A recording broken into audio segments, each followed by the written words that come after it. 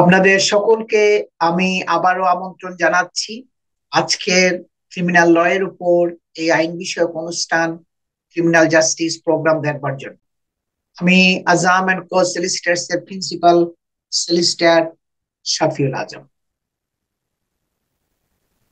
আমি শুরুতেই বলছিলাম অ্যাগ্রাভেটিং ফ্যাক্টরস গুলো, যে কারণগুলো থাকলে অপরাধের মাত্রাটা বেড়ে যাবে। আমি কয়েকটা এক্সাম্পল দিয়েছিলাম এবং এই অ্যাগ্রাভেটিং ফ্যাক্টরস গুলো থাকলে অপরাধের মাত্রা বেড়ে যাবে, তার মানে শাস্তিও বেড়ে যাবে। এখন বলবো মিটিগেটিং ফ্যাক্টরস, যে কারণগুলো থাকলে অপরাধের মাত্রাটা একটু কমে যাবে এবং শাস্তিটাও কমে যাবে। এগুলো কি কি মিটিগেটিং ফ্যাক্টরস গুলো? আমি এখন কয়েকটা উদাহরণ দেওয়ার চেষ্টা করব।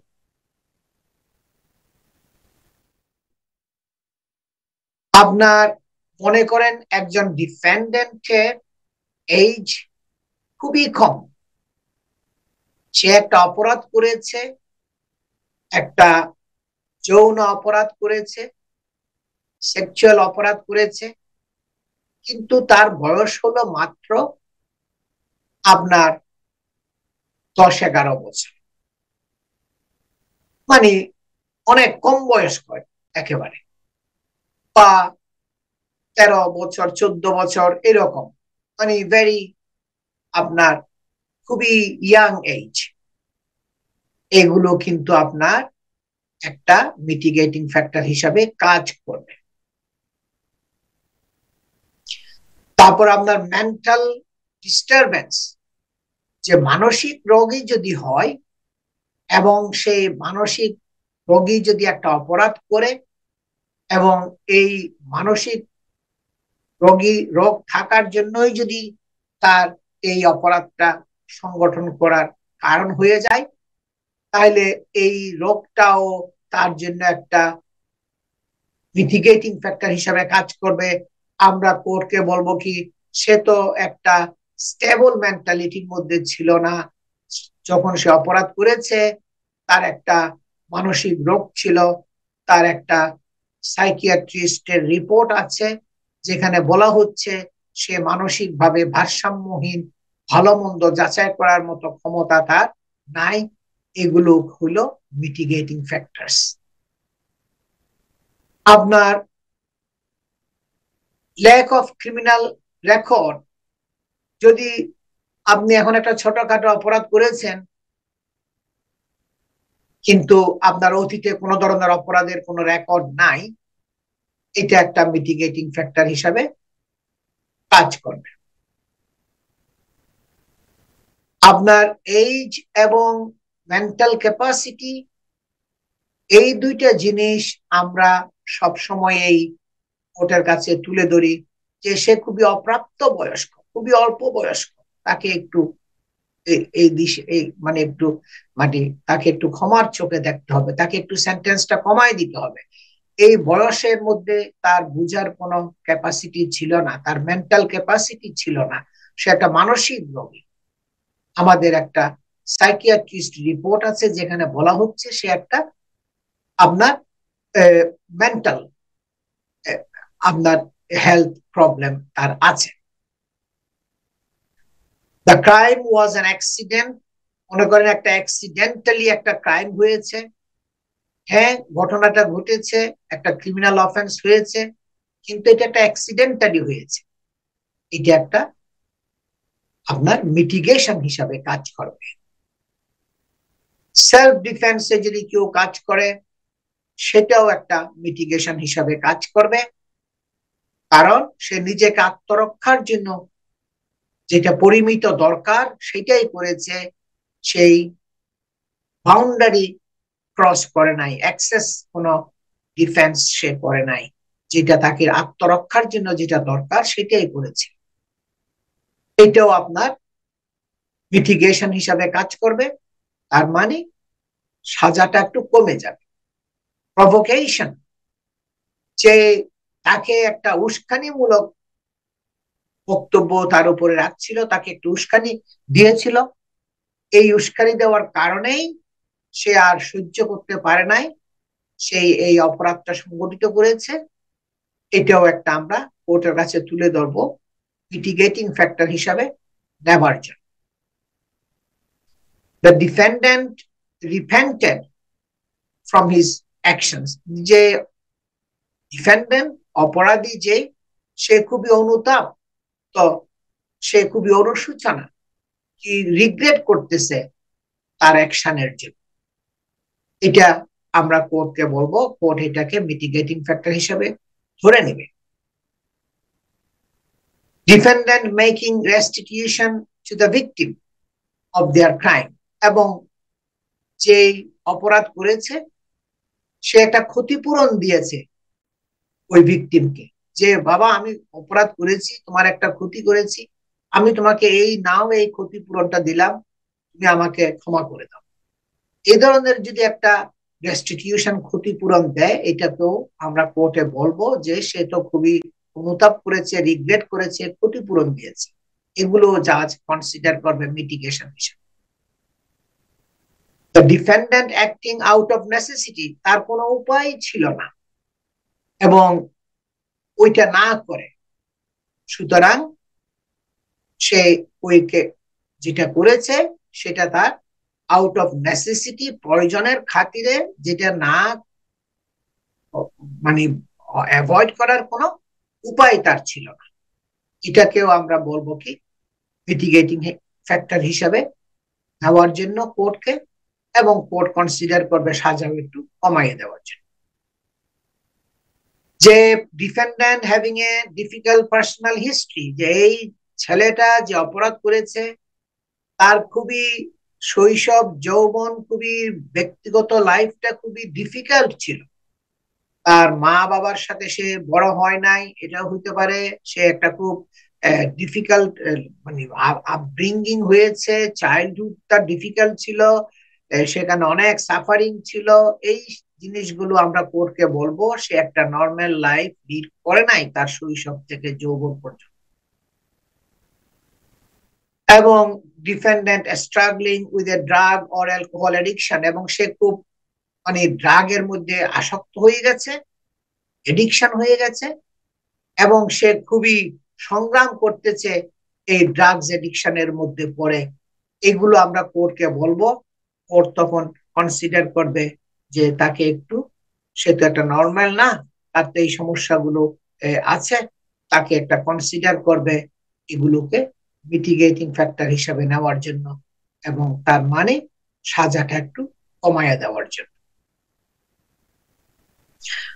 আজকে আরেকটা গুরুত্বপূর্ণ জিনিস যেটা সব সময়ই আমার কাছে আসে, যে can I change my criminal defence solicitor, যে তার একজন সলিসিটার আছে, আমাকে পুলিশ স্টেশন থেকে একজন লয়ারকে দিয়েছে, আমি তাকে জানিও না চিনিও না, আমি তার সাথে কমিউনিকেট করতে পারি নাই, তার কারণ আমি ইংলিশ বলতে পারি না, আমাকে ভালো মতো রিপ্রেজেন্ট করে নাই, আমি আমার কেসটাও বুঝাইতে পারি নাই, আমি আমার ট্রায়ালটা তো 2 মাস পরে, আমি মনে হয় না যে তাকে দিয়ে আমার কাজ হবে, আমি সলিসিটার চেঞ্জ করতে চাই। এবং এটা যদি আপনি সলিসিটার চেঞ্জ করতে হয়, আপনাকে কোর্টের পারমিশন লাগবে, কারণ যে লয়ারকে আপনাকে দিয়েছে ওরা লিগ্যাল এডের মাধ্যমে আপনাকে রিপ্রেজেন্ট করেছে, আপনি এটা কোর্টের অর্ডার ছাড়া আপনাকে চেঞ্জ করতে দিবে না।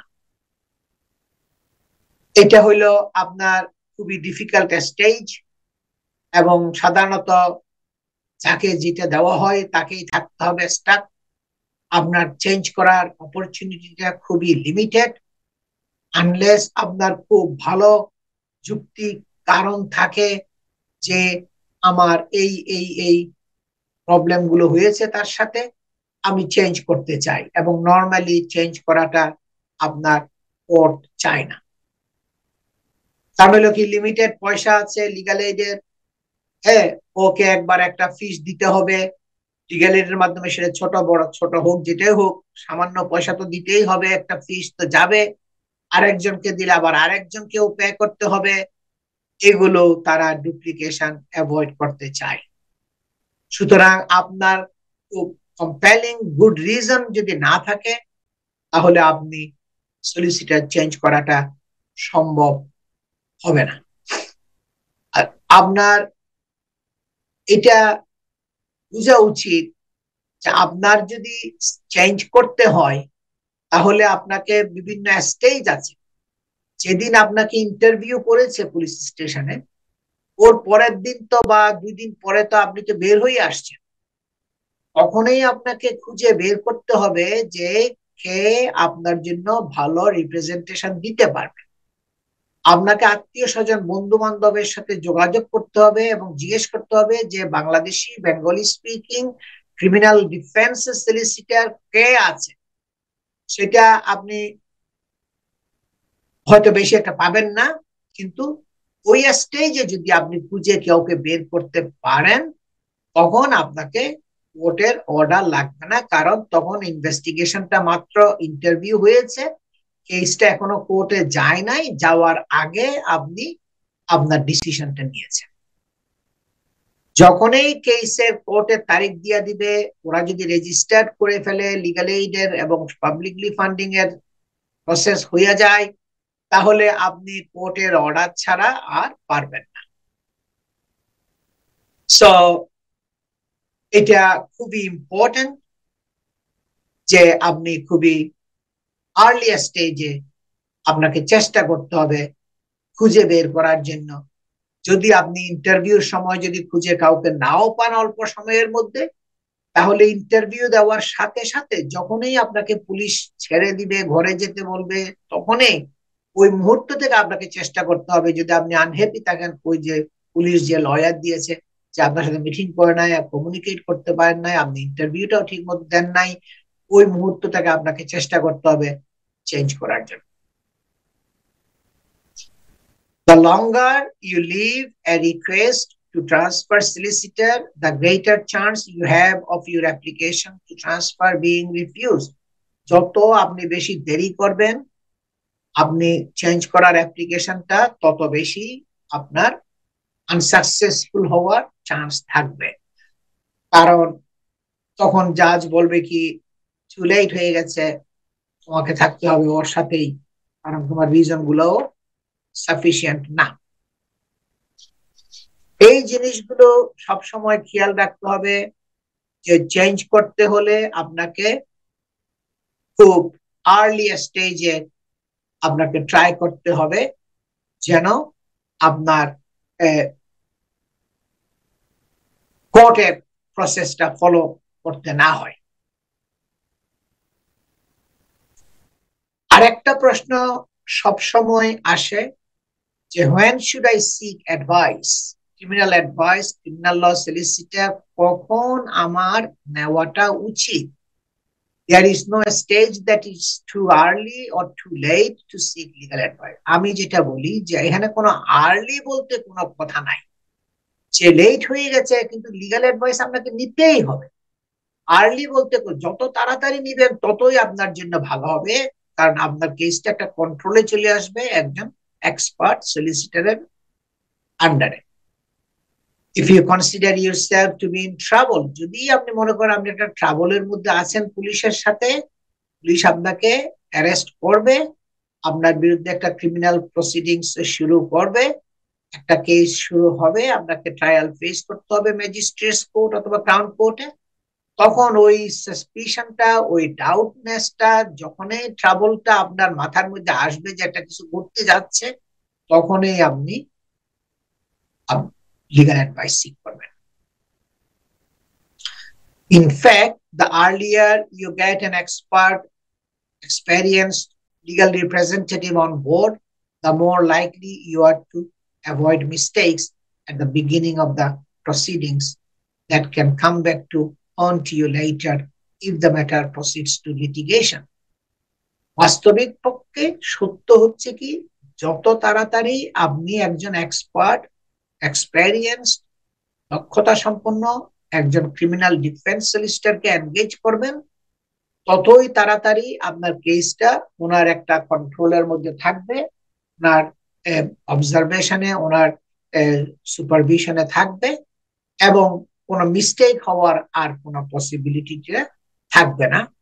এবং কারণ সলিসিটার আপনার কেসটা রিভিউ করবে এবং রিভিউ করার পরে যখন যেটা স্টেপ নেওয়া দরকার সেটা নিবে।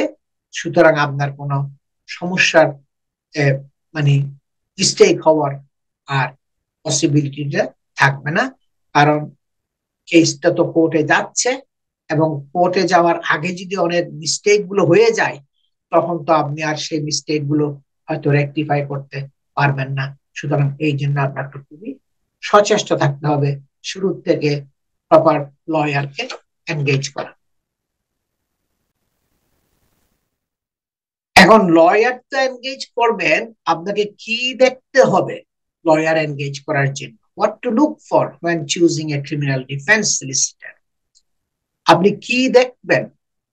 এটা প্রশ্নটা আমার কাছে আসে, কারণ হলো কি আমাকে বলে কি যে আজম সাহেব আমাকে তো ডিউটি থেকে একজন দিয়েছে, ও তো আমি কথা বলতে পারি নাই, সময় দেয় নাই, কমিউনিকেট করে না, আমার আত্মীয় স্বজনের সাথেও যোগাযোগ করে না, আমার ওয়াইফের সাথেও যোগাযোগ করে না, আমি তো আমাদের ফ্যামিলির কেউ ইংলিশও বেশি একটা বলতে পারে না, আমি এখন কি করব?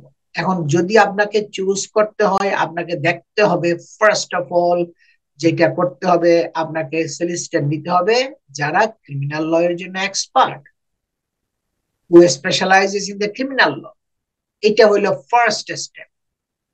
আপনি যদি civil law, immigration law, housing law, divorce law তাদের কাছে যান তাহলে এটা আপনার পারপাস সার্ভ হবে না, কারণ ওগুলো হইলো সবগুলো সিভিল ল। ল এবং প্রসিজার গুলো ক্রিমিনাল ল এর জন্য ভিন্ন। সুতরাং আপনাকে যারা ক্রিমিনাল ল এর অভিজ্ঞতা সম্পন্ন এক্সপার্ট তাদের কাছে যেতে হবে, সেটা হলো প্রথম আপনাকে খুঁজে বের করতে হবে। whether it be something minor like motoring offense or as complex as serious fraud allegations, আপনার বিরুদ্ধে একটা সামান্য মোটরিং অফেন্স হোক অথবা একটা সিরিয়াস একটা ফ্রড ইনভেস্টিগেশন শুরু হোক, যেটা করতে হবে সেটা হলো কি আপনার expert experienced criminal defence solicitor নিতে হবে যাদের অভিজ্ঞতা আছে ক্রিমিনাল ল প্র্যাকটিসের। আমি মানে আজাম এন্ড কো সলিসিটরস ফার্ম প্রতিষ্ঠিত করার শুরু থেকেই এবং আরো আগেও ধরতে গেলে প্রায় অনেক বেশি 25 বছরেরও অনেক বেশি ধরে আমি শুধু এক খাতেই একটা এরিয়া অফ ল, শুধু ক্রিমিনাল ল এর উপরে প্র্যাকটিস করে আসছি। এবং আপনি দেখবেন আমার ওয়েবসাইটে গেলেও আমাদের অ্যাক্রেডিটেশন আছে, মিনিস্ট্রি অফ জাস্টিস এর অনেকগুলো ভালো ভালো অ্যাক্রেডিটেশন আছে, কারণ আমরা চেষ্টা করি ক্লায়েন্টকে ভালো সার্ভিস দেওয়ার জন্য। এগুলো আপনাকে দেখতে হবে যে সলিসিটর আপনাকে ঠিক মতো কমিউনিকেট করতেছে কিনা এবং আপনার প্রশ্নাদির উত্তর দিচ্ছে কিনা, সেগুলো আপনাকে যখন সলিসিটর খুঁজে বের করবেন, যখন কথা বলবেন তখনও তো অনেকটা কিছুটা বোঝার দরকার আছে, বুঝতে পারবেন। Who has a reputation for integrity which is recognized by the prosecution, magistrates and crown court judges. আমরা যেহেতু সেই একদম, আমি কিন্তু আমাদের office the heart of the city of London, একদম সেন্ট্রাল লন্ডনের মধ্যে, একদম সেন্টারের মধ্যে আমাদের অফিসটা। সেখানে আমরা আছি আজকে দীর্ঘ 25 বছরের অধিক ধরে কন্টিনিউয়াসলি আমরা সার্ভিস দিয়ে যাচ্ছি। এবং সেখানে আমাদের একটা নাম আছে যে আমরা শুধু ক্রিমিনাল ল প্র্যাকটিস করি, যেটা পুলিশ স্টেশন গুলো যেটা আমরা কভার করি তারাও জানে, ম্যাজিস্ট্রেটস কোর্টেও জানে, ক্রাউন কোর্টেও জানে যে এটা একটা criminal law solicitor, criminal defence law practice করে তারা। There are many ways a lawyer can run a defense, but a clear strategy from the beginning is essential for a successful outcome. বিভিন্ন ভাবে আপনার একজন লয়ার আপনার একটা criminal case চালাইতে পারে, কিন্তু একটা পরিষ্কার একটা স্ট্র্যাটেজি, একটা কৌশলগত একটা দিক সবসময় ঠিক থাকতে হবে। এবং সেগুলো আপনার খুবই অপরিহার্য একটা সাকসেসফুল আউটকামের জন্য, যে আপনাকে স্টেপ বাই স্টেপ যে স্টেপ গুলো নিবেন, যে কাজগুলো করবেন সেগুলো যেন কোনো একটা যেন মিস না হয়, প্রত্যেকটা স্টেপ যেন রাইট টাইমে রাইট স্টেপ গুলো নেওয়া হয়, ওদিক দিয়ে খুবই কেয়ারফুল থাকতে হবে। Tactics will need to be discussed and the pros and cons of different strategies evaluated. যে ট্যাকটিক্স, যে কৌশলগত দিকগুলো আপনাকে সবসময় দেখতে হবে, কোন কৌশলে কেসটা করলে ভালো হবে, এবং পজিটিভ সাইড নেগেটিভ সাইড কেসের মূল্যায়ন করতে হবে, কোন সাইড গুলো আপনার কেসের পক্ষে আছে, পজিটিভ আছে, কোনগুলো নেগেটিভ আছে, কিভাবে কেসটা আপনাকে প্রেজেন্ট করতে হবে, সেটা আপনাকে সবসময় ঠিক করতে হবে। আমি শুরুতেই বলেছি, আমার যে প্যানেল অফ যে ব্যারিস্টাররা আছে, সলিসিটর এবং ব্যারিস্টার ক্রিমিনাল লর মধ্যে আমরা দুজনেই একসাথে কাজ করি। দুজনে আমরা সেম কোয়ালিফাইড, দুজনে আমরা লিগালি কোয়ালিফাইড, দুজনে লিগাল প্রফেশনাল। অনেক লয়াররা আছে, তারা কিন্তু ওই ব্যারিস্টারকেও এনগেজ করে না, তারা শুধু সলিসিটরকে দিয়ে তারা নিজেরাই কেস গুলো করে। আমি এটা করি না, কারণ দুজনের দিয়ে কাজ করাটা এটা অনেকটা ভালো হয়, গুড হয়। একটা জিনিস যদি কোনো একটা মিস হয়, সেটা ব্যারিস্টারের মিস হলে আমি সেটা বলবো, আমার হলে সে বলবে, এবং দুজনে কাজ করলে একটা ক্রিমিনাল কেসের মধ্যে অনেক ফায়দা আছে। আমরা পয়সা করির দিকে ওরকম দেখি না, আমরা যেটা ক্লায়েন্টের যেটা ভালো সার্ভিস হয় সেদিকেই আমরা নজর রাখি। প্রায় দেখা যায় কি এখন, যে সলিসিটাররাই সবকিছু করতেছে, সবকিছু করতেছে, কারণ তারা ওই যে ফিস টিস গুলোর মধ্যে তারা শেয়ার করতে চায় না, তারা সবগুলো নিজেরাই করে সব স্টেজের মধ্যে। কিন্তু আমি যেটা করি সেটা হইলো কি, আপনার আমি ব্যারিস্টার এবং সলিসিটর আমরা দুজনে মিলে, অনেকগুলো ভালো ভালো লয়ার ল ফার্ম আছে, ক্রিমিনাল লয়ার ফার্ম আছে, তারা সবাই কিন্তু এইভাবেই ফলো করে। এটা হলো আপনার good way of giving proper service, right service দেওয়ার, এটা হলো ভালো পথ। যার জন্য আমি সবসময় মানে ব্যারিস্টারদের নিয়ে বসি যে কি করতে হবে, কি না করতে হবে, কোন দিকে কি জিনিসটা বাদ পড়ছে, কোন দিকে কি জিনিসটা পুলিশের কাছ থেকে দেখতে হবে, চাইতে হবে, এগুলো আমরা সবসময় ডিসকাস করি। Preparation is essential in a criminal case. একটা ক্রিমিনাল কেসের মধ্যে পড়লে প্রিপারেশনটা হচ্ছে খুবই গুরুত্বপূর্ণ। সেখানে আপনাকে সবগুলো ভালো মতো প্রস্তুতি নিতে হবে। এই প্রস্তুতিটা ক্রিমিনাল কেসের জন্য সবচেয়ে গুরুত্বপূর্ণ। আমি সবসময় যখনই কেসটা শুরু হয়, তখন পুলিশ অনেক কেস, এখন কিন্তু মানে ফাইল পত্র তো আর এখন পোস্টে আগে যেরকম পাঠায়, ওগুলো অনেক অনেক বছর আগে এগুলো বন্ধ হয়ে গেছে। একটা ক্রাউন কোর্টের ডিজিটাল কেস সিস্টেম আছে, ওখানে সিস্টেমের মধ্যে সমস্ত কেস পেপার গুলো ওখানে আপলোড করা হয়। ওখানে আপলোড করলে সেখানে আমার অ্যাক্সেস থাকবে, পুলিশের ব্যারিস্টারের অ্যাক্সেস থাকবে, পুলিশের অ্যাক্সেস থাকবে, যে কেস করে পুলিশ অফিসার, এবং জাজের অ্যাক্সেস থাকবে। তখন আমরা দেখতে পারবো কেসগুলো কি আছে না আছে। আমরা এগুলো পড়ে ক্লায়েন্টকে, আমি সবসময় আপনার কপিটা, ফুল সেট অফ কপি আমি ক্লায়েন্টকে দিয়ে দিই, সেও যেন এগুলো রিভিউ করে, এবং রিভিউ করার পরে যেন আমাকে তার বক্তব্য কি আছে সে বক্তব্যগুলো যেন সে আমাকে বলেন। আপনার দরকার হবে, when you are the choosing a solicitor, yeah, you have to choose someone who will be answering your queries, যে আপনার বিভিন্ন প্রশ্নাদির উত্তর দিবে, and putting your mind at ease, যে আপনাকে একটা মানসিক ভাবে স্বস্তির মধ্যে রাখবে at a very difficult stage of yourself and your family, যে আপনার এই পারিবারিক এবং ব্যক্তিগত লাইফের যে একটা ডিফিকাল্ট স্টেজে যে আপনি পড়ছেন, এই স্টেজের মধ্যে আপনি যে খুবই ভালো মতো আপনার কোয়েরিজ গুলোর উত্তর দিয়ে আপনার সাথে কোঅপারেট করবে, আপনাকে প্রপারলি সার্ভিস দিবে।